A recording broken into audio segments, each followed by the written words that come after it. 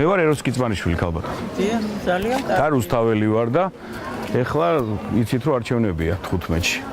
აპირებთ არჩევნებზე წასვლას. კი, რა თქმა უნდა. ოჯახი დიდი გყავთ? კი, მყავს შვილი, ძალი, შვილები. მუშაობენ შვილები, შვილი და ძალი. ბიჭი მუშაობს. ეს წაიკითხეთ, მაინც საინტერესო იქნება. სად მუშაობს? არ არის ესეთი კარგი სამსახური. კარგი სამსახური სად არის საქართველოში? და ძალი არ მუშაობს. ძალი არა.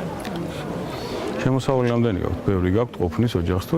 არა, სამყოფისა და გვაქვს ახლა წელს ერთი ამთავრებს სკოლას, მე-12 კლასში არის ჩემი შვილი. გაგიმარჯოთ, როგორ ძანდებით? სად არის საკმარისი, მაგრამ რა ვქნათ?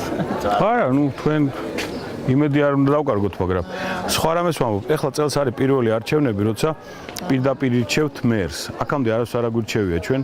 სულ ვირჩევდით ვიღაცის კაცს, ან ვირჩევდით იმას, რა ქვია, თბილისში ვიღაცას და მე ეს გვინიშნავდა აქადამია. ეს არის განსხვავება. ეხლა შეგვიძლია ჩვენ პირდაპირ წესით არჩეულ ადამიანს ველაპარაკოთ. დიახ, მე გიცნობ თქვენი თოდრიდან იქ ცხოვრობდი მეც და სადა რა ადგილას? თოდრის მეორე ჩიხში. ხო, ჩვენ მე და ჩემი მეუღლე ცხოვრობდით იქ პატარები რო ვიყავით. კლდიაშვილზე გქონდა ბინა. გახსოვთ ხო?